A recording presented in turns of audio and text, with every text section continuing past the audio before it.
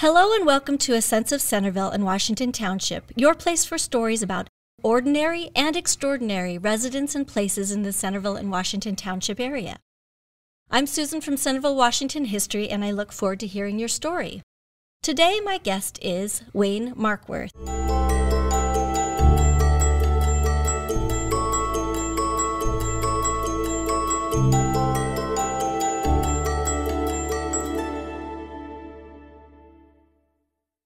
Wayne Markworth was director of bands at Centerville High School for 35 years. He developed the marching band, known nationally as the Centerville Jazz Band, into a unique and entertaining ensemble that performed in all jazz format on the field.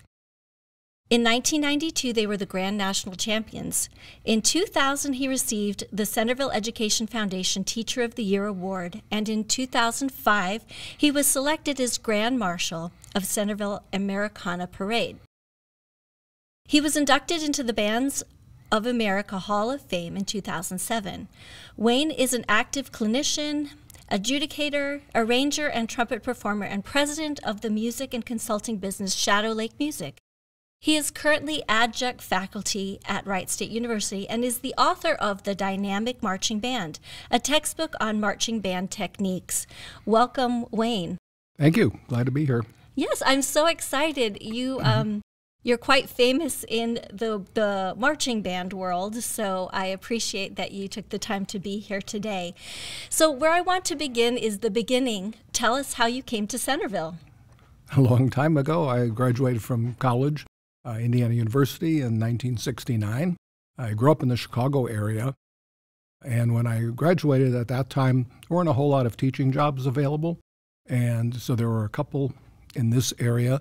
And the first year I taught was at a Middletown-Madison High School right outside of Middletown, and I was there for 1 year. And then I saw the opportunity and was fortunate to get the job at Centerville. So I started in the fall of '70. Wonderful. All right. First of all, how did you become involved in music when you were in Chicago? What were the influences that kind of led you in that direction? Well, I started playing trumpet probably in 5th grade. I went to a very small elementary school, and sometimes they had a band and sometimes they did not. But my parents had connections with a high school band director, so they encouraged me to at least stick it out and give it a try. And once I tried high school band, I just loved everything about it. So probably halfway through my high school career, I thought this would be a really great profession for me to go into. So did you do marching band there as well? I did marching band in high school, although it was pretty rudimentary and basic compared to what's going on today. For sure. Yeah, my marching band was nothing like the show marching band, which is what's so fun for the young people that are involved in the Centerville High School band. How about music arranging? How did that evolve? I actually was fortunate enough to have 3 years of theory, which included arranging when I was in high school. So I was encouraged to start writing then, and I wrote a little bit then. I played in some little small dance bands and did some arranging when I was in high school. And then I just kind of continued and kept that going through college. And then when I started teaching, it was a great opportunity to continue my arranging because it was something I really enjoyed, but it also gave the students a chance to play some real current music that wasn't available otherwise. So is that then they could take music that was familiar to them and then make it into marching band kind of style? Right. And yeah. back in those early years, there wasn't a whole lot of popular or jazz music published for marching bands. So we kind of gravitated towards that, and it was kind of unique at that time. So it was a lot of fun. Yeah. Found a need and then filled it. How did the Centerville Band become the Centerville Jazz Band? Take us through that process. Okay, that's kind of an interesting story. When I started at Centerville, there were 48 in the band, and in the fall it was the marching band. Just for comparison, so it's 48, now it's closer to 200. Correct. Yeah. And after marching band season or football season, I say marching band season, the same group would become the concert band, and players out of that would play in basketball, pep band, and so forth. So we didn't really compete for several years.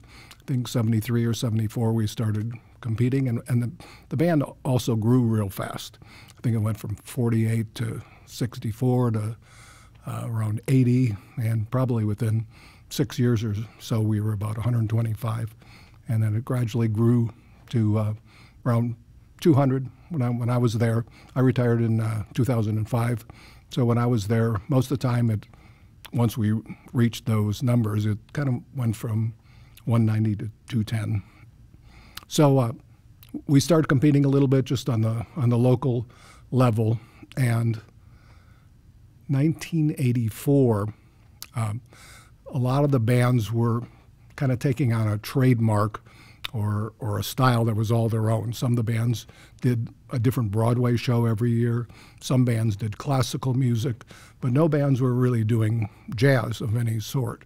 So we had started that actually before 1984, and in fact, the band marched in the Macy's Parade in 1982, and then the current band went back there in 2022. Is that right?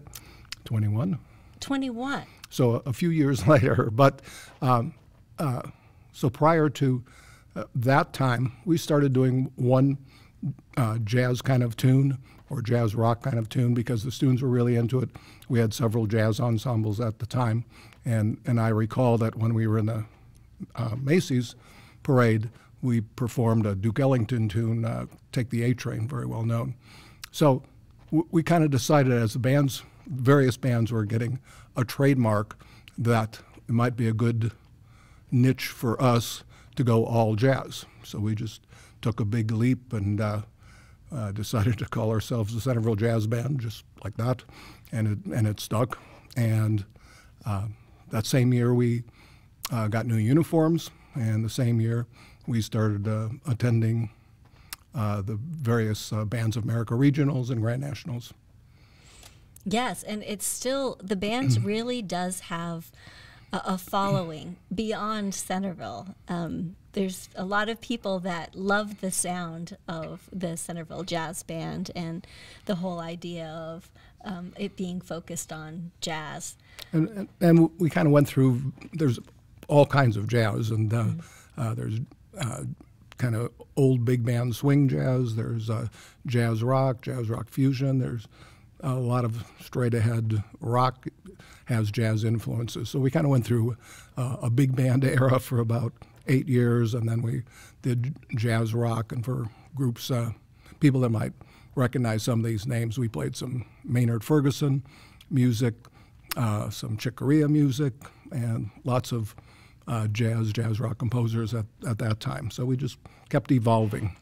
And still evolving, I'm sure. Yes, yeah, indeed. Yeah, you've got to evolve. So while reading one of your biographies, and there's many online things about you, but you named famous teachers and mentors that were influential in your life. So why is it important to have good teachers and mentors, do you think? Well, a lot of this business, the music business, music teaching business, like a lot of other teaching fields, you can only teach so much in a college classroom, and a lot of it has to be learned by being part of an organization, part of a music ensemble, and then seeing what's successful from your teachers, your directors, and then your style kind of becomes a combination of good things you saw there and like there, and maybe a different band director, you learn some tricks from them, different teachers along the way. So your style, your teaching style becomes a conglomeration of all those different things, and it continues to evolve. How about who are the influential people in your life as far as your musical influences? Probably all the band directors I had, even in high school. Robert Kite was the high school band director. Jared Spears, who was also a composer and I studied arranging with, was the assistant director. In college, I studied with Fred Ebbs as a band director, John Painter as a band director, famous jazz musician and educator at Indiana was David Baker. Studied with him and learned a lot from all those people, and little bits and pieces probably became a big part of my own teaching. Yeah, and you're still very involved in teaching even today. 35 years in Centerville at Centerville High School, and then since then, so many other things. To talk about that a little bit. A very active retirement. So what are the things that you have enjoyed or been involved with since retiring? I always say retirement in quotation marks because music kind of gets in your blood and you can't all of a sudden stop. The first year I was retired, Wright State University music department asked me to teach a class in marching band techniques. And so I started that in 2006 and have been teaching that ever since, first semester. And it's a class for juniors who are planning on being band directors to learn all the techniques about marching band. And then about 5 or 6 years ago, we added a portion of that as jazz pedagogy or jazz education, how to teach jazz ensemble, how to teach jazz style music. So that's been very enjoyable. And you mentioned the book that I wrote. When I started teaching, there weren't very many textbooks to use for that class, and I researched all of them and found one. The newest one was 25 years old.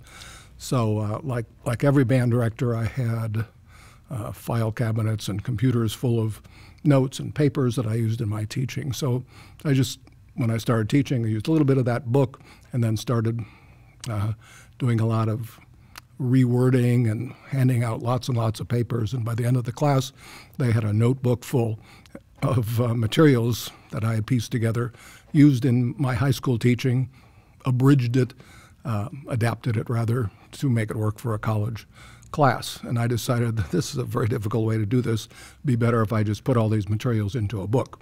So I spent the next year putting a book together, and it's currently used really across the country because there still aren't very many marching band methods books out there.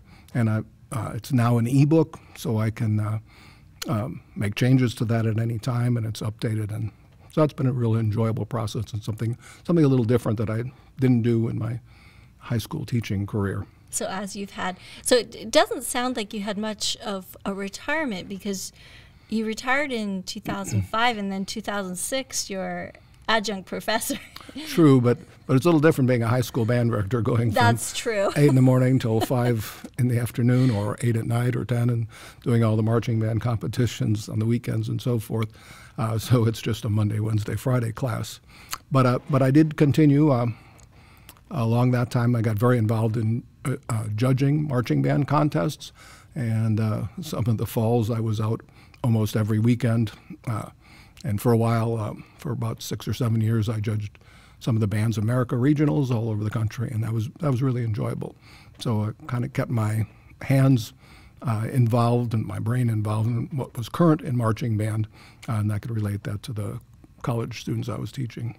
So that gave you real-world experience and to help them in teaching. So Sure. are the people in your classes, they're going to be band directors, and specifically including marching band as well? Yeah, that's correct. Yeah.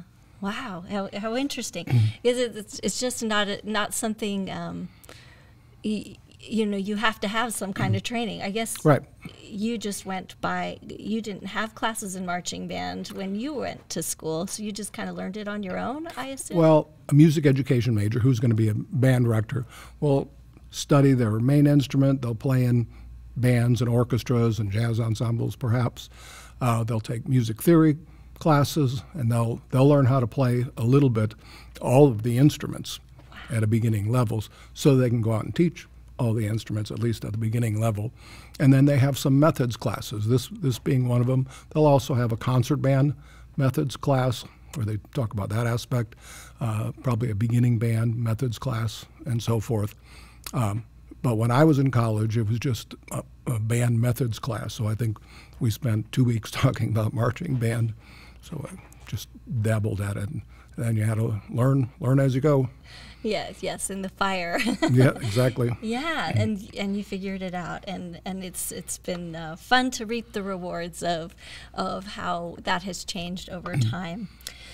Okay, so getting back into places in Centerville and Washington Township that hold special meaning or memories for you. What are some of those places? Well, over the weekend, I was at a conference of WGI. What does WGI stand for? WGI is Winter Guard International, Okay. and they sponsor indoor winter color guard competitions, and they have a percussion division. And 7 years ago, they started a winds division, which is basically mini marching band in a gym. And I'm the director of that division, so that's been another aspect that I've really enjoyed. But we had a meeting over the weekend, and somebody asked me, how were you able to stay at the same high school for 35 years? That's kind of unusual. And I said 2 words: Bill's Donuts. So that's definitely one of my favorite places. Another place I love is Stubbs Park and all the concerts we have in the summer. Coincidentally, 3 years ago, we downsized and moved to a condo 100 yards away from Stubbs Park. So it's really easy to walk over there and check out the concerts and the different activities. And there are just so many opportunities, good restaurants, and just fun places to be in all of Centerville. So it's been a great mix for me. Yeah, what are some things you wish you had time to do but you don't? No, that's a good question, because I do have time. I mean, I do lots of things, but there are a couple things here, a couple things the next day, and so forth. I wish I had more time to read, but I just should make more time to read. And every time you have the time, you just don't right. choose to. Every time I sit down and start reading a book, I really enjoy it. And so why don't I do this more often? Do you still play trumpet a lot? I do play trumpet. I play trumpet and cornet, which is slightly different than a trumpet. I play in the Ohio Valley British Brass Band, which is, as it says, an all-brass band, and I'm the assistant conductor of that. We rehearse at Wright State University 1 night a week during the school year, and in fact, we have our last concert of the season tonight. So oh my goodness! I have to pack up and go to that. I also play trumpet in the Springboro Wind Symphony, which is a relatively new group, 3 or 4 years old. Conducted by Josh Baker, who used to be the assistant director at Centerville. He's a principal now in Beaver Creek. Me and my wife both play in that, and it's very enjoyable. Very high level, lots of very talented musicians in that group. Yeah, I went last year to listen to it, and did you? Maybe it was 2 years ago. I don't remember. What does your wife play? She plays flute. Her name's Tammy. Did you meet in band? Through the band activity, yes, but not specifically. Not specifically. So is she very involved in music as well? She's a piano player as well. She's retired from teaching. She taught English for about 10 years in Kettering, and following that, she taught private flute lessons at Centerville, at the high school, at the middle schools for about 10 years also. Okay, all right. Well, that's exciting that you've made this musical family. Speaking of which, you have a musical son as well, who's quite famous for his composing and arranging. That I do. His name is Andrew. He was a percussionist. He went through the Centerville schools and the Centerville Band program while I was the director, so that was a lot of fun. And he became very involved in composing and arranging.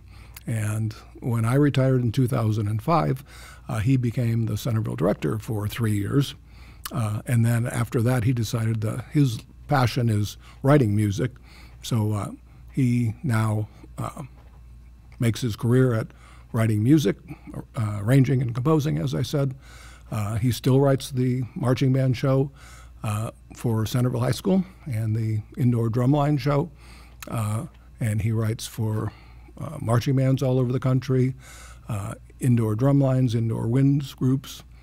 He's very, very involved in this. So that's been fun. Yeah, and having a creative life it's fun to be able to find what you love and to be able to make money doing it. That's true. That's the dream that everyone has, right? Right. What do they say? Do what you love and you never have to work a day in your life. Exactly.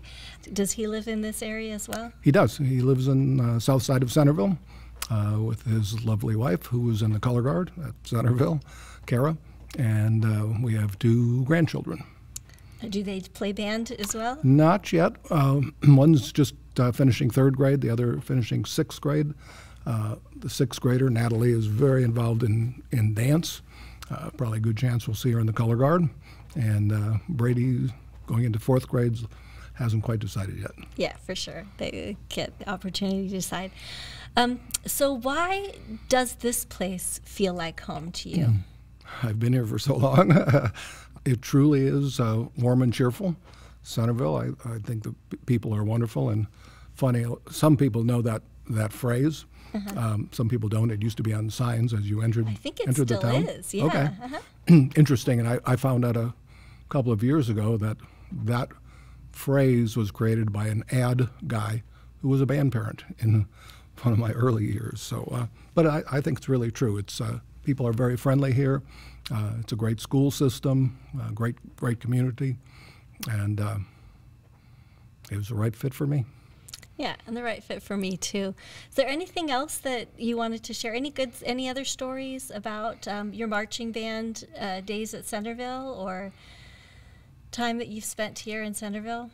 I'm on Facebook now that I have retirement time to do that, and I last count I think I have 500 or 600 friends who were former students.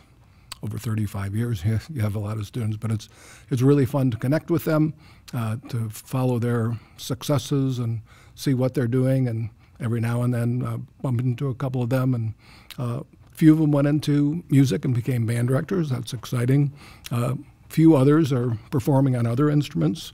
I just talked with a trumpet player from the late 80s who now plays guitar in various groups. Yeah, that is what is great about the modern social media. It takes a lot of time away from our other things, but it's also a great way to connect with people that you don't normally. Well, thank you so much for your efforts in teaching, even today, still teaching the community about music and how to be better at it. So I appreciate having the time to talk with you today and to share your story with the people of Centerville. Thank you very much. It's always fun to talk about music, talk about band, talk about how those things work in Centerville. Well, I look forward to hearing some more. So the Springboro Symphony? Yes. I'll have to look them up and see their concerts.